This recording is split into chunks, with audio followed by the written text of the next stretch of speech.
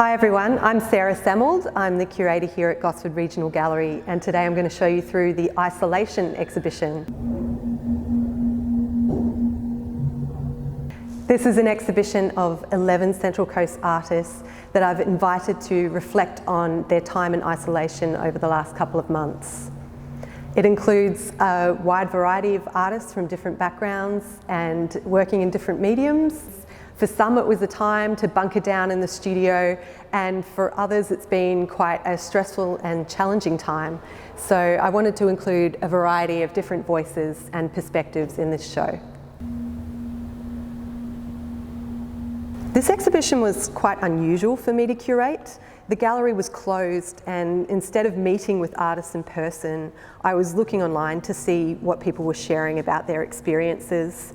And I was so impressed by the extent to which Central Coast artists have not only been continuing their practice, but actively adapting, experimenting, encouraging each other, and being very open about the challenges of mental health and financial stress.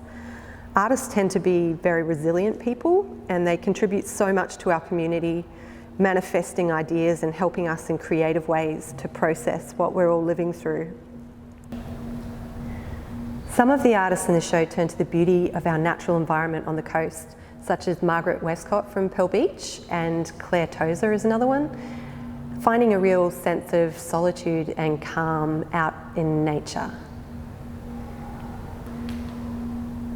These are works by Tozer.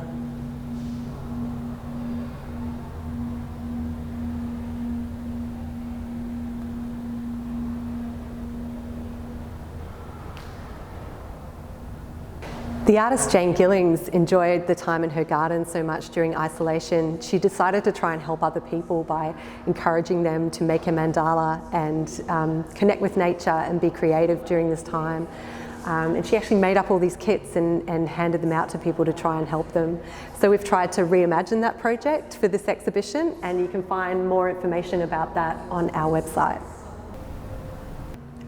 I was so impressed that even in this time of disconnect and isolation, there were artists actively reaching out and connecting with people in new ways. Jenni McEwen joined a basket weaving group online for First Nation people and spent time learning new techniques and reconnecting with techniques she hadn't practiced in a long time. And she also got to pass some of that knowledge on to her grandchildren during that time.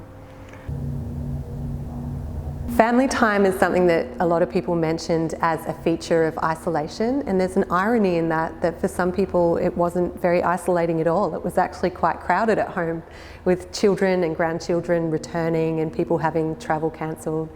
I think you get a real sense of the vibrancy of home life from Jon Ellis's painting of cooking dinner here and his colourful still lives from around his studio.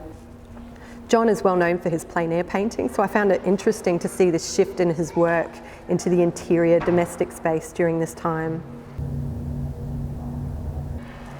Also looking at the domestic experience, Richard O'Farrell has elevated the humble toilet roll in his series of black and white stills of toilet paper.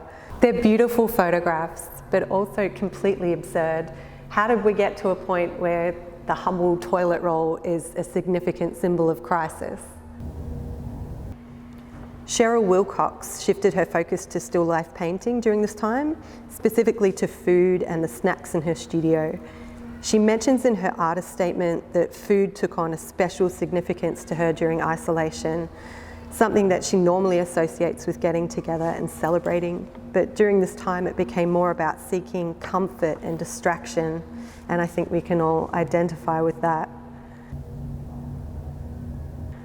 Other artists like Baka have shared their discomfort in the domestic space.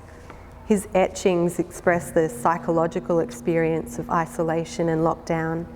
He includes metaphors for tension and the darker aspects of home life, creepy spiders and ominous black cats.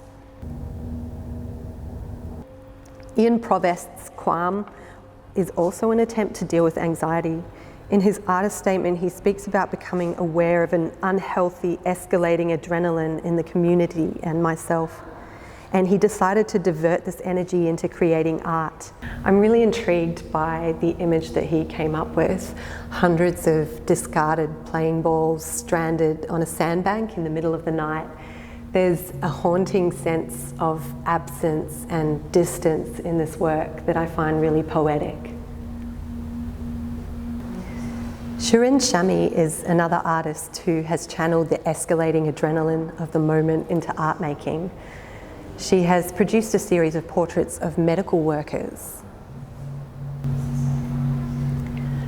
The marks on their faces that look like scars are actually the marks left by the face masks that they wear. This series is a real tribute to the dedication of these frontline doctors and nurses. Finally, Grant Molony's work represents the resilience of artists in times of trouble. He shared on social media about the difficulty of losing work during this time, as many people have, but he's used the crisis as an opportunity to try new directions and techniques in his work. This work, Believe, is an interesting play on the X symbol. It's got this large, almost aggressive X cancelling out the warmth of the background. But when you step closer and read this message, "Hello, I believe in you," it's got a little X here that becomes a kiss. It's an interesting combination of contrasting emotions. You can visit this exhibition at Gosford Regional Gallery until the 12th of September. Don't forget to book your free visit online, and we look forward to seeing you in person soon.